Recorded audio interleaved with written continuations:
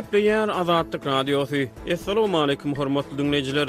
Eferde dünýä türkmenleri gepleşýümiz mikrofon öňünde maksat Ataýew.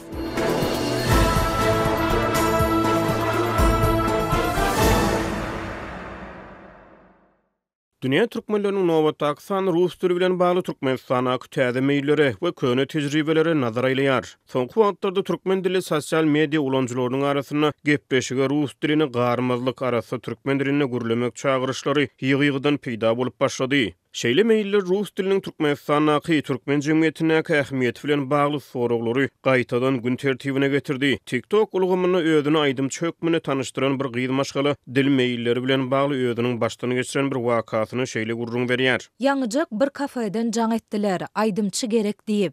Kafenin menedjeri rus dilinde gürleýän ekeni. Onsoň men hem rusça gürledim. Deyip TikTok kullanıcısı gurruna başlayar. Ol öz çıkışını rus diline dowam ettirip kafenin menejeri bilen arada bolup geçen telefon söhbetdeşiginiň mazmuny barada gurrun berýär. Kafenin dolandyrjysy telefon söhbetdeşiginiň barşyna aýdymçygyda ýüzlenip siz rus diline şeýle bir erwet gürleýärsiňiz.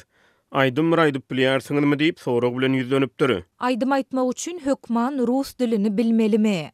Ya hemme aýdymçylar rus dilini bilýärmi? Prosta mende şeýle bir soraw döredi. Deyip özüni aýdym çökmüne tanıştıran TikTok ulanjysy aýdýar. Gaty wysokomerny, ulumsy, göni öz mňeňesi bilen geldi welin. Deyip ýaşgydy gurruny dowam edýär. Azajyk hem bolsa birek birege uwajeniýa bolmaly, syýlaw hormat bolmaly. Meniň pikirimçe, men oňa diýemoga sen Türkmenistanda ýaşap hem türkmençe bileňok diýemok. Men gaýtam oňa görä gürlejek bolýaryn. Siz näme pikir edýärsiňiz şol barada?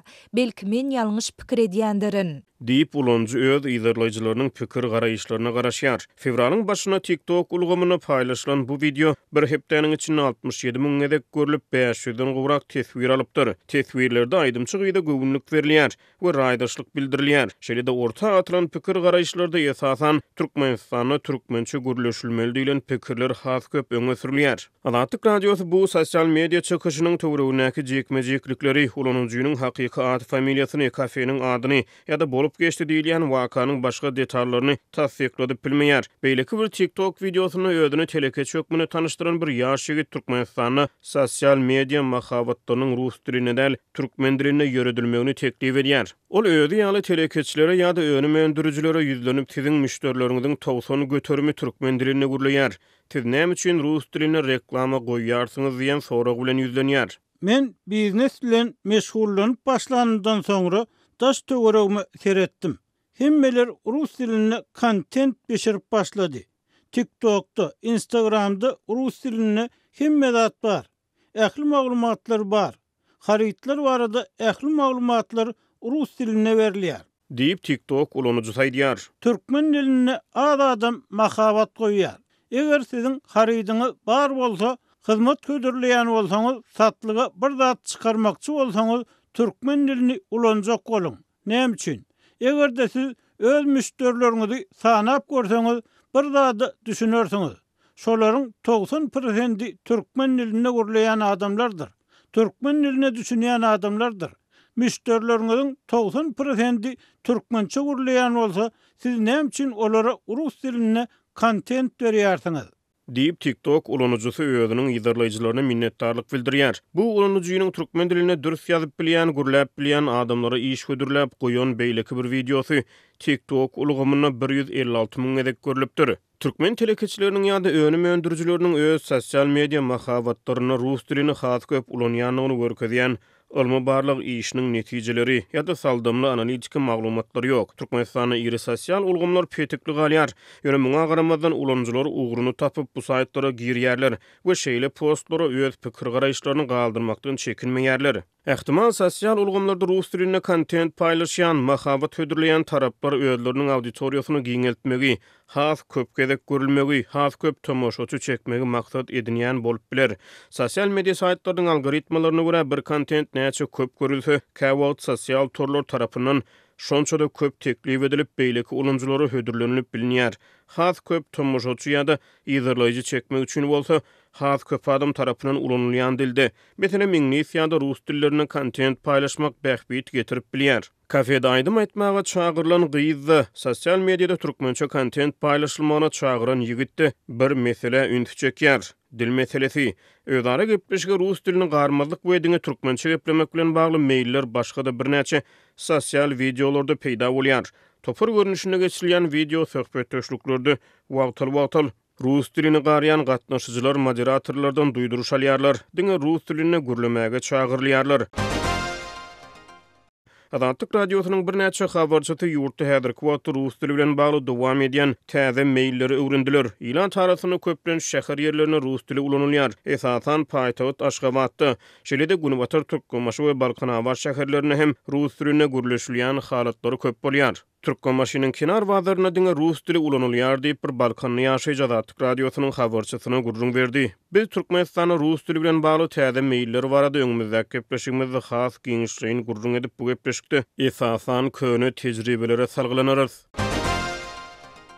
Türkmenistan 30 ýyldan gowrak wagt bäri türkmen dili giňden öňe sürilýär. Ýöne şol bir wagtda döwlet siýasaty türkmen dili bilen bir hatarda rus diliniň hemde ingliz diliniň öwredilmegine de himayet berýär. Bilim edaralary üç dil siýasatyny berjaý edýärler. Mekteplerde rus we ingliz dilleri daşary ýurt dilleri hökmünde giňden öwredilýär. Käbir mekdepler nemis, fransuz dili ýaly başga da birnäçe daşary ýurt dillerini hem özleşdirýär. Ýöne Sowet Soýuzy döwründe Türkmenistanda rus dili durmuşyň ähli ugurlaryna şol sana syýasy, ykdysady, medeni we sosial giňişliklere agylyk edýärdi. Gelin ilk başda bir asyrdan gowrak wagtyň dowamyna türkmenleriň döwlet durmuşyna agylyk eden rus diliniň Türkmenistana taryhyna gysgaça nazar edeli.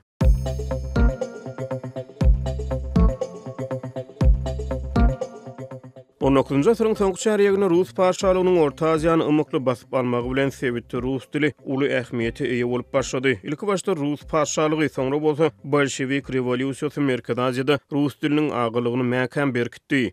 Munyň ýa-da Türkmenistana dünýäwi mekdepler açylyp rus dili sapaklary okudylyp başlandy. Moskwa bilen medeni gatnaşyklar ýygjamlaşdy. Sowet giňişligine bolup geçen köpçüliklerin migrasiýanyň täsiri bilen Sowet halklary garyşyp gatışdy. Şeýlelikde türkmenleriň gadymdan bäri mesken tutan şäherlerine bolşewikler döwründe Türkmenistan döwletiniň esaslandyrylmagy bilen ýurtda emele gelen köp milletli ilat umumy dil hökmüne özara gatnaşyklarda rus dilinden peýdalanyp başlady. Türkmenler bilen rus dilli özge milletleriň arasyna interetnik maşgalalar peýda bolup başlady. 100 ýyl töwereg dowam eden bu proses 20-nji asyryň aýagyna Sowet Soýuzynyň çagşap dolu synmagy bilen haýyrlady. Garaşlykdan soňra bu proses ýygyna saraldy.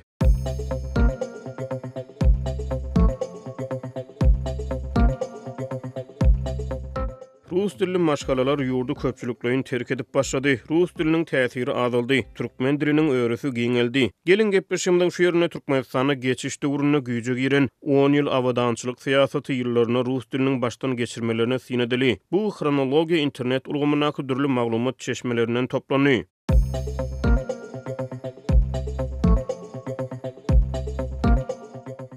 Heniz garaşsyzlyk edilmezdiňeň 1990-njy ýylyň maýyna türkmen dili Türkmenistanyň döwlet dili oglan edildi. Türkmenistan Sowet giňişligine şeýle kanunçylygy kabul eden iň soňky döwlet boldy. Şeýlelikde rus dili Türkmenistana resmi dil hukugyny ýitirdi. Şondan soňra tas 2 ýyl içinde rus dili türkmen kanunçylygyna interetnik aragatnaşygyň dili hökmüne statusyny saklap galypdy. 1992-nji ýylda kabul edilen baş kanun konstitusiýa rus diliniň bu statusyny hem aradan aýyrdy. Sowet Soýuzynyň dargamagynyň edil ýa-da Merkezi Aziýa ýurtlaryna ýaşaýan etnik ruslar sebiti köpçüliklerini terk edip başlady. Ýöne arxiv maglumatlaryna görä Türkmenistanda ýaşaýan etnik ruslaryň aglawa bölegi 20 ýyllarda ýurtda galmagy, Rusiýa ýa-da rus dilli beýleki ýurtlara göçüp barmalygy saýla baryp başlady. Olar öz başlangyçlary bilen türkmenleşmegi, türkmen dilini öwrenmegi öňe sürüp başlady. 1992-nji ýylyň 28-nji iýulyna Los Angeles Times gazetine çap edilen bir makalada aýdylmagyna görä, Türkmenistana rus diline çap edilýän gazetler gelin türkmençe öwrenilýän atly ýörüýte burçlary çap edip rus dilli ilaty täze ýerli şertlere uygurlaşmaga çagyryş etdiler. Ýöne soňu bilen rus dilli gazetler,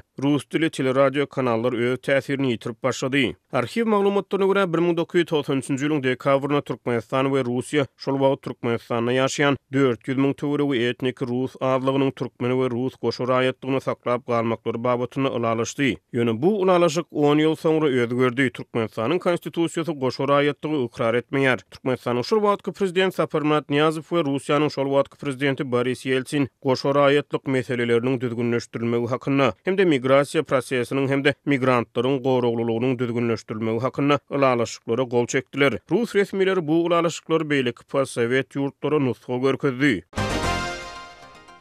BBC 1994-nji ýylyň 8-nji oktýabryna Türkmenistanda rus dilli Subbota we Komsomolskaya Pravda gazetleriniň ýapylanyny habar berdi. Rus diline gepleşik berýän telewideniýe günüň dowamyna 4 sagada düşürildi. Şonu Türkmenistana Turkmenskaya Iskra adly rus diline çap edilýän ýekeje gazet galypdy. 1994-nji ýylyň dekabryna geçilen parlament saýlawlaryna Türkmen mejlisine Milleti Rus bolan diňe 2 rus saýlandy. 1995-nji ýylyň ýanwaryna Türkmenistanda ýaşaýan rus adlyklarynyň iş mümkinçiliklerinden mahrum galyanlygy, olaryň çetleşdirilýänligi, şeýle-de her aý 600 çemesi etnik Rus raýatynyň ýurdu terk edýänligi barada medeniýet habarlary peýda boldy. 1995-nji ýylyň aprelinde Russiýanyň Türkmenistanyň öz goşunlaryny dolu çykarýanlygy barada media maglumatlary peýda boldy. Diýmek şoňa çenli Rus goşunlary Türkmenistanda bolupdyr. Ýa-da munyň ýa-ni 1995-nji ýylyň dekabryna Türkmenistanyň beýtaraplyk statusy Birleşen Milletler Guramasyna ikrar edildi. 1996-njy ýylyň maýynda Türkmenistana Rus ilçihanasy etnik ruslaryň ýurdu hemişelik terk etmegine päsgelçilik döredilýändigini aýdyp Türkmenistanyň Daşary işleri ministrligine şikaýet bildirdi. Resmi şikaýetde 1993-1996-njy ýylar aralygynda bary ýogy 200 sany etnik Rus raýatynyň Russiýa göçüp gitmegine ruhsat berilendigi, şol wagtlardyň Aşgabatyň özüne 12 000 etnik Rus raýatynyň Russiýa hemişelik göçüp gitmegi islew bildirip garaşýanlygy aýdyldy. Etnik ruslar emlaklerini satmakda ýa-da olary Ukraina bermekde bürokratik kynçylyklara sebäp bar bolupdyr. Bu barada BBC 1996-njy ýylyň 15-nji maýynda habar berdi. Moskovskiy Komsomolets gazeti 1998-nji ýylyň 19-njy fevral sanyna türkmen halky öz pikirlerini erkin beýan etmek hukugyna eýe bolup biler ýöne olurdy beýan edere pikir ýok. Döwlet propagandasynyň başga diýen ýaly äheňne makala çap etdi. Türkmen halkyna pikir beýan etmek erkinligi bolup biler. Ýöne ol ýerde döwlet propagandasynyň başga media habarlarynyň ýoklugy sebäpli olar pikir döretmekde, pikir beýan etmekde kynçylyk çekýärler diýip BBC neşri 1998-nji ýylyň 28-nji fevralyna Moskovskiy Komsomolets gazetini sitirledi. Ýöne medeniýet habaryna goňşy döwletlerden tapawutlukda Türkmenistana etnik ruslaryň türkmen diline geplemege mejbur edilmeýänligi bellenildi. 1999-njy ýylyň oktýabryna Türkmen Döwlet Radiosy rus diline gepleşikleri efire bermegi besetdi.